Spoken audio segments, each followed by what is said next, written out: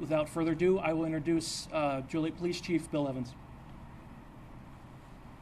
Good afternoon, everybody. I'm Bill Evans, Chief of Police, City of Joliet. I wanted to begin by thanking our assisting agencies that played a very significant role in this investigation. Our federal law enforcement partners, including the United States Marshals, Fugitive Task Force, the Texas Rangers, and local agencies in Texas, the Will County State's Attorney's CAC, the Will County Sheriff's Police, and obviously the Joliet Police Department. This incident has had a tremendous impact on the city of Joliet. It's had a tremendous impact on my agency, both mentally and physically. Our officers and detectives worked tirelessly throughout the night and early morning hours to advance this investigation. As you are aware, yesterday afternoon, the JPD was summoned to the 2200 block of West Acres. It was quickly determined at that time that 2 homes on that block contained a total of 7 persons who were all shot to death. Through our investigation, we are now comfortable saying that this multi-victim homicide occurred Sunday afternoon. When our officers arrived, this was no longer a fluid, active scene. Shortly after, we were confident that the offender had fled the area and was no longer in Will County or the city of Joliet. Our detectives worked quickly and identified a suspect in this matter and disseminated that information to media outlets immediately in a very rapid fashion. As you're aware, that subject was Romeo Nance. During the course of this investigation, we determined that a 3-year-old boy was unaccounted for, and we quickly located that child with a relative in a nearby community. Shortly after 9 p.m. last night, we were notified by Texas law enforcement authorities and our federal partners that our subject, 23-year-old Romeo Nance, was killed by a self-inflicted gunshot wound after a brief confrontation with law enforcement. We have confirmed the victims in this case were of a variety of different ages. Inside the residence at 2212, there was 4 females, aged 14, 16, 20, and 38. There was also a 38-year-old male at that residence. All were deceased. At the address of 2225, there was 1 female, age 47, and a male victim, age 35. They too were deceased. I want to remind everybody this is still a very complicated and active investigation. We are still relatively limited in how much information we can provide, but we will continue to get as much information to you in a timely fashion when that information is available. Thank you. Good afternoon, everyone. My name is Dan Jungles. I'm a Deputy Chief with the Will County Sheriff's Office, and I'm going to give you a brief synopsis of what has occurred thus far involving the Will County Sheriff's Office. On January 21st at approximately 4:27 p.m., deputies with the Will County Sheriff's Office were sent to an address at Pheasant Run Apartments, located off of Pheasant Run Road and Route 53 in Joliet Township. While deputies were en route, they were advised that there was a man found bleeding from the head for an apparent gunshot wound. Deputies located a critically injured male, later identified as Toyosi Bakari, age 28, of Joliet, who was originally from Nigeria.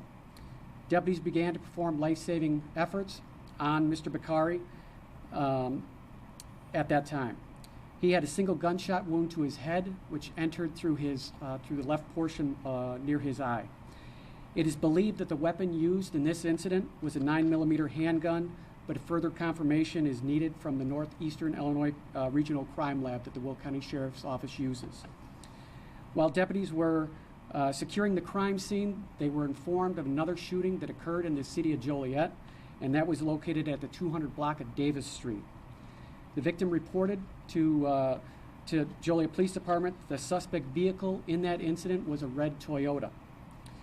Toyosi Bakari was transported to St. Joseph Hospital in Joliet, where he succumbed to his injuries. Our hearts break for the Bakari family and those that have been affected by this senseless act of violence. Once detectives and crime scene investigators were on scene, it was clear that robbery was not a motive to this. Money was found in the area near where Bakari was located. Detectives learned that he had exited his residence in an attempt to purchase some cigarettes at a local gas station. Video surveillance recovered at the scene showed the suspect vehicle both entering and exiting the Pheasant Run apartments in a short period of time. This vehicle matched the same description as the Joliet shooting. By 8 p.m., law enforcement was able to identify the suspect vehicle as a red Toyota Camry bearing license plate Q730412. Detectives utilized license plate readers exclusively to attempt to locate the vehicle. The suspect vehicle was known to be used by Joliet resident Romeo Nance, who has an extensive criminal history. Personnel with the Sheriff's Office began to focus on locating the suspect and his vehicle by conducting saturation patrols in known addresses where he's been known to, where he was associated with. When the vehicle could not be located, detectives with the Will County Sheriff's Office set up surveillance on the 2200 block of West Acres and Joliet in hopes that the vehicle would return to the residence. When the vehicle could not be located and the vehicle's movements were no longer active, as a matter of public safety, the Will County Sheriff's Office released the identity of that suspect vehicle. It was at this point that we believed that Mr. Nance had fled the Will County area and was no longer a danger to the public. Detectives with the Will County Sheriff's Office went to 2212 West Acres to contact the registered owner of the suspect vehicle. Detectives received no response at that residence. Knowing that the residence across the street was also known to be occupied by Romeo Nance, they went to that residence as well. It was at that time that they noticed blood located on the front of the door and fresh gunshot wounds to the door. Detectives, under exigency circumstances, made entry into the home and located two deceased individuals. The Joliet police were contacted at that time by detectives. Once Joliet arrived on scene, a team of officers from the Will County Sheriff's Office and the Joliet Police Department went to the other address across the street at 2212 West Acres and discovered 5 more deceased individuals. All available law enforcement resources, including the Federal Bureau of Investigation, the United States Marshals Service, were being utilized to locate Romeo Nance and the suspect vehicle. Shortly before 6 p.m., members of the Will County Sheriff's Office, who were coordinating with the U.S. Marshals, advised that Romeo Nance was believed to be traveling in the state of Texas.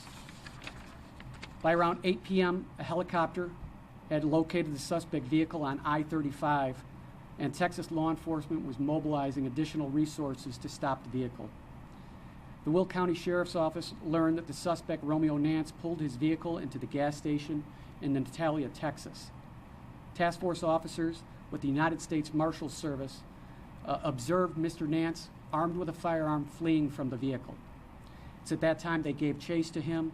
He rounded the corner around the gas station and decided to take his life. As a reminder, these investigations are still in their infancy, and detectives are still gathering additional information, and evidence must be processed by crime labs. We know there may be many questions that you may have regarding this case and motives and circumstances involving this incident. Many cases like this, we may never know the truth or the motives behind these senseless killings. So many agencies were involved in bringing this case to a conclusion. The Will County Sheriff's Office would like to thank the Joliet Police Department, the Federal Bureau of Investigation, the United States Marshals Service, the Texas Department of Public Safety, the Texas Rangers, and many other agencies associated to the U.S. Marshals Service that were task force officers on it. Mr. Nance's reign of terror in our communities in Will County is now over.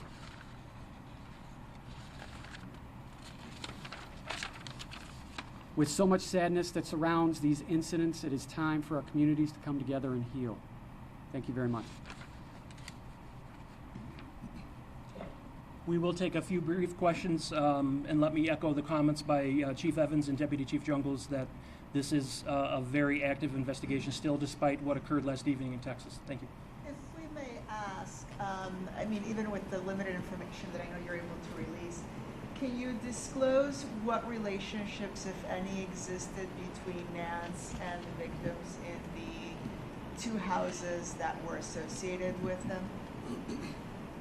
Yes, ma'am. We do know right now that there was a family relationship between the two residents, and we do know that Nance was related to the occupants of both residents. As to exactly what type of relationship there was within the family, right now we're still sorting through that. Was he related to all of the victims that were there? As we could tell right now, he was related to, if not all, a vast majority of the people within the residence, both residences. And the first shootings, were those known subjects to him or appear to be random at this point? It does appear at this point that the shooting that Will County Sheriff's handled and the shooting that the Joliet Police Department handled were separate from this particular investigation. We don't know. Those seem to us to be more random in nature. So there doesn't appear to be a relationship? There doesn't appear to be any nexus between the two shootings outside of our primary location and the 2200 block of West Acres. And if I may ask, there appears to be a report out there that the police department has filed a criminal complaint with 2 counts of first-degree murder against Nance, done posthumously. Is this correct? I have not heard that. Okay, because the patch has it as 2 charges filed against him. And just I can't speak to that prior to the events that took place in Texas. I can't speak. Our detectives were seeking and gained an arrest warrant for Nance for those charges. And then we were pretty much right simultaneously. We were notified of the events that took place in Texas. When do you anticipate releasing names of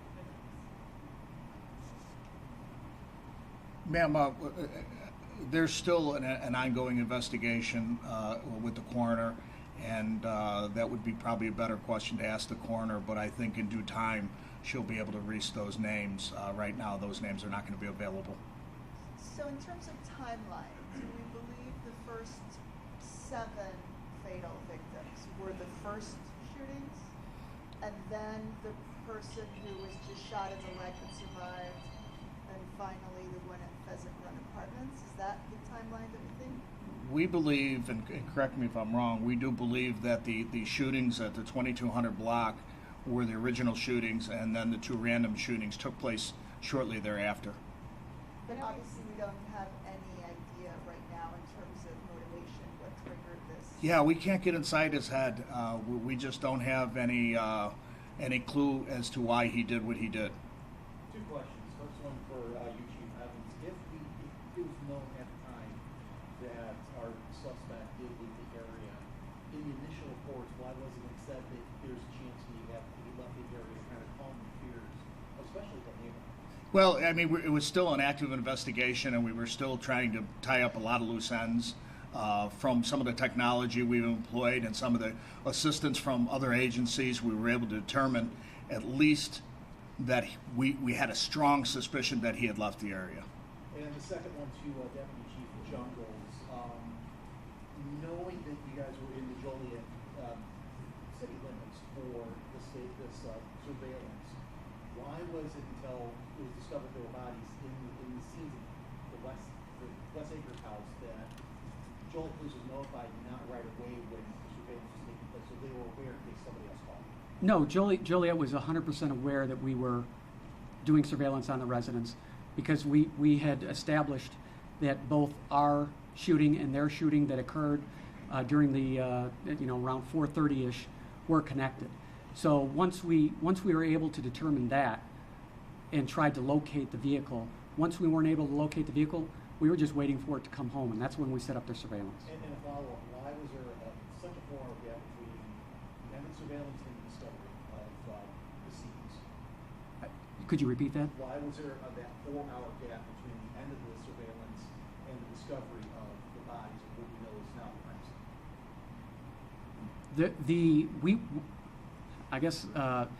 We had, since about 8 p.m. that evening, we were doing saturation patrols throughout the area. So we never left eyes on the house, but we never had someone posted up there.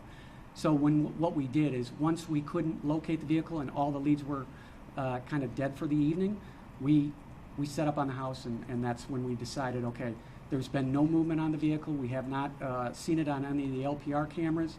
And that's when we decided to try to make contact with the homeowner, because we wanted to get that information out to the public that this vehicle may be on the loose somewhere in another jurisdiction. And then one more question, I'm assuming that ring cameras in the area have been pulled, and you guys are still investigating those as well?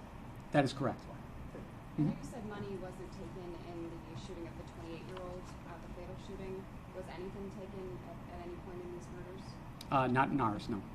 How well known is the suspect to law enforcement? Is there any other information available about him? Any information about the suspect? Yeah, where he came from, where he's from. That information I don't have access to right now. Chief Evans, have police been called in the past to the two homes on West Acres for any domestic issues or any? I can't answer that right now, but we were familiar with the addresses. What about the license plates? I think the photos that were circulated last night showed Texas license plates on the red Camry. Is that anything you guys know about yet, or is that still being under investigation as far as how those may have ended up on? Yeah, John, from what our investigation has revealed, we do think that he stopped at a mall someplace in Texas, and he was able to steal some Texas license plates and put them on the vehicle to throw off law enforcement. So that's what the theory is right now. He had no known connection as far as like family members or anybody in Texas. We haven't established that yet, so I couldn't answer it. But at this point, we don't believe he had any relatives or any connection to the state of Texas. Was a weapon recovered at all throughout the investigation at the scenes? I can't admit that. I can't tell you right now.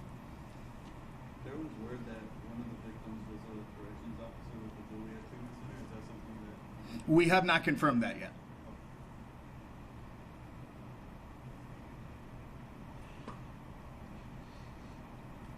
Everybody's good? Okay, again, thank you very much. As both chief and deputy chief mentioned, this is a terrible, terrible crime that has a significant impact, number one, on our community, and number two, on both our department and the Will County Sheriff's Office. So, again, I will be sending out a press packet through email. If you don't believe that you're on my email list, I have left a legal pad with my card behind you. Please put your email address on there. I'll make sure you get that. It will include an updated press release from the Joliet Police Department and the Will County Sheriff's Office as well.